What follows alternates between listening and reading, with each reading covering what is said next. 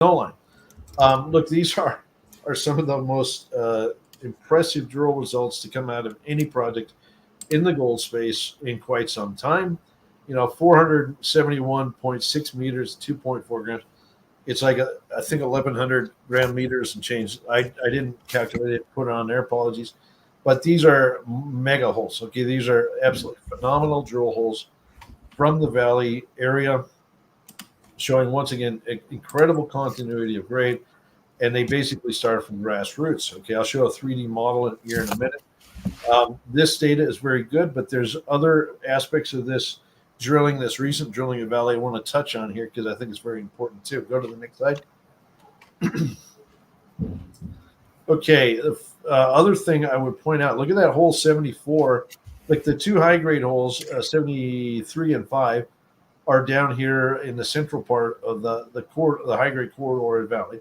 But 74 has a lot of gold in it, and it's actually a fairly aggressive step out. It's like 200 meters and change off to the northeast, yet it sees a significant amount of gold. So let's look at this in cross section real quick. Go to the next slide. Here you can see those three holes, so 73 and 75, which are the big holes, okay, big gram meter holes that were in the headline. Notice that 73, for example, over here that extends down to the left in the bottom, it's seeing a lot of grade down below that really does help confirm there's a lot of gold outside of that pit. The pit is a little black jaggedy line that goes down and up. There is a lot of gold down there, guys. Okay, there's probably more work is needed to determine if that could be brought into a model. Okay, but then if we go over here to 75, look at the bottom of 75, goes way outside the wall, and there's a whole bunch of gold down at the bottom of that as well. Okay, so not only did it confirm the high grade, it went down and it found a big extension. Look at that block model. It says less than 0.4 gram. No, it isn't. Okay, that hole says there's a lot of gold down there. And that was confirmed by hole 74, which also hits a lot of gold down towards the bottom as well. Okay, 74, by the way, also shows that eastern edge is open. There's a lot of room over there to add a lot of tonnage. And I'm going to show that a little bit better with screen share here and do video or 3D model. Okay, we got to go to snow line. You guys can see, correct? Not yet. Not yet. Not yet. Okay. Coming up. Yep, got it. Yep. Okay, so this is the same picture we were looking at. Here's 73 and 75, and then hole 74 back here. We're going to take a look at these holes and what they mean. All right. So first of all, 73 and 75 are in this location in here. There's 75, there's 73. Again, if I turn this around, you'll see there's a lot of gold picking up or present way out here. This is way outside of the pit boundary. So all of this mineralization that they're seeing at depth in this general area is not currently part of the resource. But then hole 75, okay, we see here, this bottom bit is all mineralized. It is also well outside of the resource. So we've got confirmation there's a bunch of rock down there. And then this hole right here, this guy right there, is 74. And it's seeing quite a bit of mineralization down here at the bottom too. All right, so the whole idea that there's a big block of rock roughly in here, okay, that's going to be mineralized and is outside of the current resource, looks like it's proving to be true. Okay, so I'd say there's a significant room for additional tonnage in this general area right here. And that's something I've kind of beat the drum on now for quite a while. Okay. I would also, if I turn this around like this, I would point out that the system is still open. This is a little bit hard to see, but we're going to rotate this back and forth. You can see very high grades here. There's this open corridor down this way. Okay. There's nothing cutting this off in this area here, which would be to the east or southeast. Okay, there's actually room for growth. And I kind of think that a few holes in this general area, which is, this side of the high grade, there's a good chance they're going to find some more down there. Okay, so, let's stay tuned. I also think there's room on this side for growth as well. All right, right, but this is looking great. Everything's a go at Valley, and then go back to the deck there. All right. Next slide. Next thing I want to talk about is this. This is Aelius. Okay, this is another target. This is the first drill program at this target that Snowline's undertaken. They talked about this target, the soils that you see on the left-hand side. Oh, it was before they came out here in the field season. So sometime, I think in the spring, maybe March or April, I think they first talked about this. A lot of really robust values. In fact, a lot of half-gram plus values at surface. They also have rock chips. Those triangular samples are rock chips. Some of those are, yes, channel samples like I talked about. Okay, so if we go over here to the right-hand side, you can see there's two tags there. One says outcrop, the other is outcrop. These are channel samples where they sampled continuous runs. So 14 meters of 2.3 grams and then 17 meters of 2.01 grams. Okay, so, well, geez, that's kind of short. Well, that's the amount of outcrop they had accessible to them, right? Like it was covered beyond that. But those are really good numbers. Okay, so let's see what the company did. Well, they put a drill hole more or less right underneath this guy on the right, on the bottom, and then they have another hole over here. It doesn't quite go directly below the 17 meters of 2.0 grams, but pretty close. Okay, it's 24.002. Goes slightly to the we'll call it 100 meters to the west of that. But both of these holes sounds like they saw some interesting rock. Let's go to the next slide. So I did talk to Scott. There we go. Okay, about these rocks that they encountered.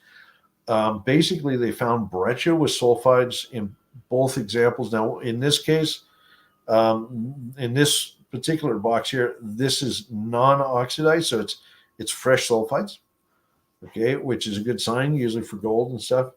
In the next slide we're going to look at in a minute, don't move there just yet. It's oxidized, it's bright orange. So the same stuff, but brightly oxidized. Okay, so I said, Scott, what is this? What are we looking at here? Well, his answer was this is basically bretches where fluids clearly have pushed their way up. It's not intrusive. They did see little dikes of intrusion, like little skinny zones of intrusion, but this is the volcanic rocks that they were drilling through above an intrusion. Okay, so Scott's view is that this is the tippy top of a big reduced intrusive system that's at depth, a little bit deeper down. Not a lot deeper probably, but just a little bit deeper.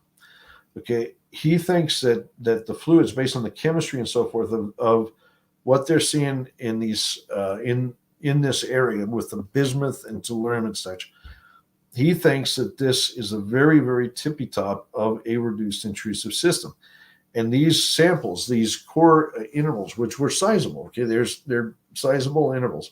They're not little quartz veins like we're used to at Valley, but they are probably derived from the same kind of system. And they are in the carapace or the roof of a reduced intrusive system. Yeah, I think this is very, very encouraging, and I'm actually quite hopeful that we're going to see, given the outcrop samples or the channel samples, I think we'll see some long runs of very interesting grades here. Okay, 2 grams, that's in line with what we see at Valley.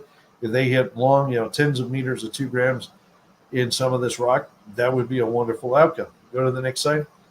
This is basically the same stuff, but it's oxidized. Okay, so this is a sulfide breccia that's been oxidized. Now it's bright orange and red. But again, it's sitting in a position at the roof of a reduced intrusion that's probably immediately below this. All right, so very good first start. I think they have a little bit more drilling they're doing here to further test it. They're very encouraged by this. We've got to wait for assays, but this is a good first step. Go to the next slide. Okay, now we're going to talk about Goliath. Goliath had a further update. They've got, I think, around 8 holes done here. So they are confirming that the first 8 holes of this 24 season have hit significant mineralized intervals. And 75% of those holes, the 6, basically hit visible gold in a lot of these mineralized intervals. Okay, so this is encouraging. Now, bear in mind, they are drilling down and testing these new zones, particularly Bonanza and Golden Gate area, and they're also seeing mineralized intervals below Golden Gate. Okay, so they're kind of finding the center of gravity of the system, and I think that's very important. I would expect a lot of really good assays to come over the next few weeks from this story. Don't forget, we still are awaiting assays out of hole 235, but we're going to have an absolute ton of assays of high grade assays, in my view, out of a lot of these holes coming up. One of the beauties of drilling the system like this is, boy, when you start to find that sweet spot, okay, there's where all the lodes are well mineralized. You can start to sharpshoot the thing better and really work on assessing that high grade component. All right, let's see. Go to the next. I think I don't have a. Yeah, okay. We're going to go to a model real quick. I got a special treat for you today. Okay, this is going to blow people's socks off. Okay, so we're going to go to Mr. Leapfrog here, and all right, tell me when you can see it. Yes. Okay, Good. we're going to Goliath first. Okay, this is basically the model of all the loads that Goliath has. It is an enormous data model, so I kind of turned the surface off, but you can see if I turn this around, see all these blue things underneath here? Those are the load structures that have been modeled to date. I'm going to turn off topography because it makes the thing just stupid slow, and we're going to look at this thing like this. It's easier. Okay, now I've talked about how this thing looks like a plate of baklava. The load parts being the walnuts in baklava. And you can see that really easily with this model. Okay, you can see, there's a load there. There's another one here. There's one right back there. There's one right here. There's one right below, and even another thing showing up down here. Okay, but look at down here. This area down here is where most of those 8 holes that I mentioned a minute ago have come through, and they're actually seeing more loads down below here now too. Okay, so it's not just the loads that we have modeled, like the Sherbet and the Bonanza and the Golden Gate, etc., and the what do they call it now? The Godzilla's feeder zone or whatever it is. Look, there's a lot more happening down here, and as they drilled some of these deeper holes, a lot of that VG is actually hiding down in this neighborhood. Why is it important? Well, I think we're seeing a robust stack of loads. I'm going to do something that I like to do to have a look at deposits like this. We're going to go and slice through this model so we can look at it in 3D. All right. We're going to go like this. Okay, you can see here from the side what these loads look like now. Okay, and these have been wireframe. What is a wireframe? Well, a wireframe is when a computer, enabled geologist basically comes in and creates a polygon that puts the loads inside of this envelope. Okay, think of this like an envelope, and the letter would go inside here. Okay, so the wireframe is a 3-dimensional shape that encompasses the loads themselves. Okay, and you can see that they're anastomos. I mean, they kind of come together and split apart. They're kind of like little braids in a wandering river or something like that. But you can see this is why I say baklava. It looks very much like baklava from the side. All right. Yes, there's loads down below here. Okay, so there's definitely more going on at depth. But notice how we got a series of relatively flat stacked loads here. All right, that's pretty cool. Well, I've told people repeatedly, I think this puppy looks a lot like another deposit. It's earlier days. Okay, there's a lot more drilling they have to do here, and I think it's going to get bigger. But let's go look at something else.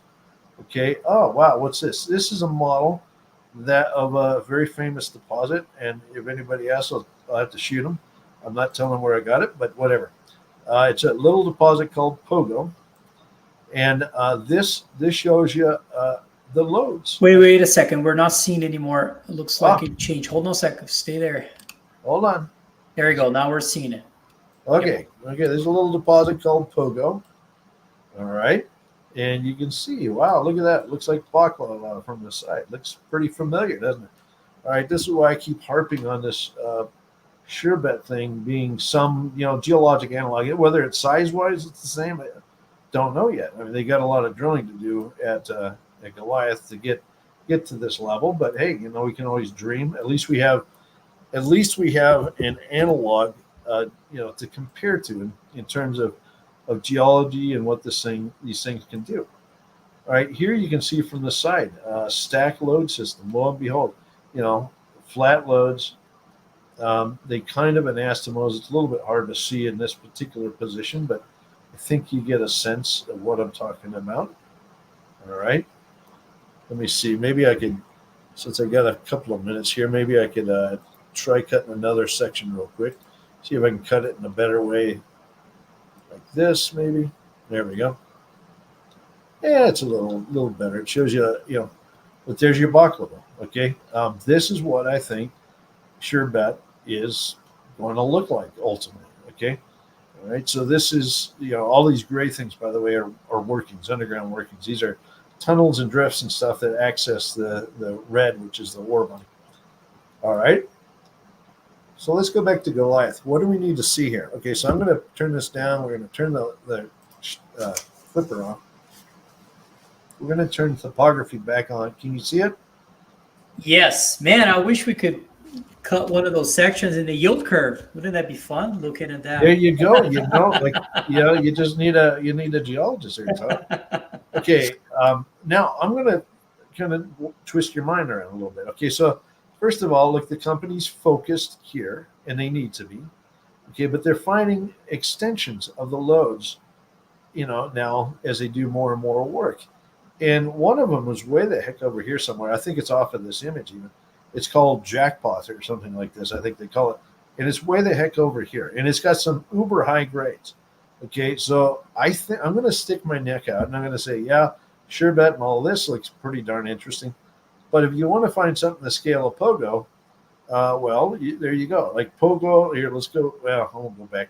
But Pogo is about 3 kilometers across. Okay, so we need to find something that's going to be from, say, here over to here in scale. And that would, if we start to see these kind of veins way over here at Jackpot, that could get exciting. That could get real exciting. Okay, now I'm going to point out a couple of holes that nobody cares about, but I think are actually very important. Okay, they're right here, right there. Okay, it's a little bit hard to see them because they're buried under the surface here. Or sorry, right there. There they are. Okay, these were drilled, I think, last year. I'm going to move this up. And they were just random exploration holes. But look at this here, okay? Here we have a hole drilled in the middle of friggin' nowhere. And look at the grades here. We've got let's see, 5 meters, from 58 to 63. 5 meters of 11.5 gram gold equivalent. Wow, that's pretty good. In fact, inside of that, there's some higher grade. We got 1 meter inside there. It's 57 gram. Okay, look at how far that is away from all of this stuff. Do we really know what the heck is in here or anywhere else in this black area? No, we don't. But the fact that a random drill hole hit a 57 gram per ton sample way the heck out there tells me she ain't done yet. Okay, this is early days. The company's doing the right thing. Don't get me wrong. They're doing the right thing, and they're focusing on this area. They're following up on that critical area, especially now that they found these high-grade ledges below here. Okay, but and we're anxious to see the assays.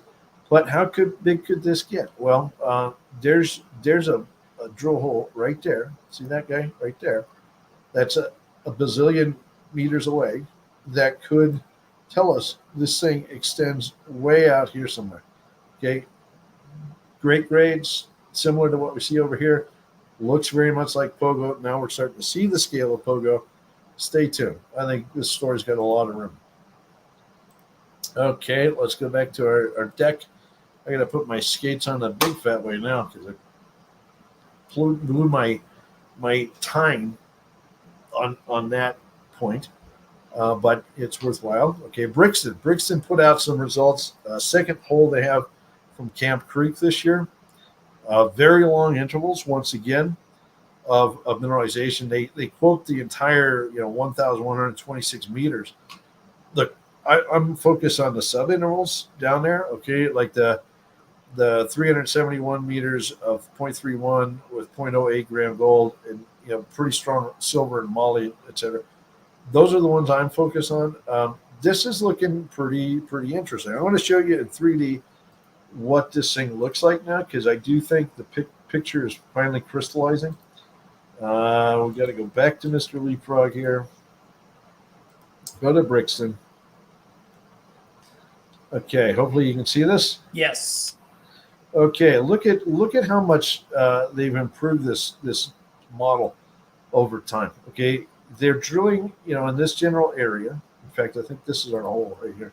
I think might have it wrong, but whatever. We're close enough. This is holding together really well at this point, and we're talking about something that's 600 or 700 meters this way. It is open still. Okay, I think it probably rolls and goes down through here like this, but this is starting to look like it could host some serious tonnage. Look at some of these holes here. They still have grade down to the bottom. Okay, so there's a lot of potential down in this general neck of the woods. Could it be 1 billion tons or more? There is room for it. We'll have to see what happens. I don't know what other drilling they have coming up here, but this is encouraging. And that pink, by the way, you can see over here the colors. Okay, pinks and reds are generally like 0.5% copper or better. All right, so that's a nice cohesive higher grade porphyry deposit right there. All right, let's go back to Deck, Mr. Deck. Go to the next slide. Okay, Hennigh, this is the company that put out some channel samples this week, and everybody's emailed me and said, "Oh, that's kind of low grade." Well, no, you don't understand the channel samples and the oxidation that can happen, the effect. But this is actually a very good result, 126 meters. So they were able to sample continuously for over a football field length, 0.22% copper. There's also a fair bit of gold in there. I think there's like 0.1 gram of gold or something. People say, "Oh, that's kind of low grade copper." No, it's because it's leached. Okay, the copper has been oxidized, and probably a significant portion has been trickled down, moved down through the earth to deeper levels. Okay, but this is a good start. It says, "Hey, this is a nice ripe intrusion, probably an alkaline intrusion, given the gold content, that could host a major new porphyry discovery." And this is just one of many porphyries that they have on this Provisto project in central Peru. It's on the east side of the Andes, brand new area, different age. I think these are Miocene porphyries, very similar to ones up in Ecuador that have made some big discoveries here recently. All right, but they've got a lot of work going. They got some geophysical work commencing soon, LIDAR as well, which is basically a look at the surface, detailed surface topography and stuff like that. Go to the next slide. And then this shows you, like they always put really good pictures, geo pictures in their news releases that help understand things. You can see where the channel samples are. You can see that it's an elongated porphyry, at least the way it's interpreted right now. And then over here, you can see some of the rock samples themselves. A lot of copper oxides. That's that mobilized copper that I talk about. What does it mean? Well, it means those all look highly altered, well-stockwork vein. Looks like they're onto a very robust copper gold porphyry discovery to me. And I can't wait until they can drill it, because I think that's really going to show us the grades of this thing.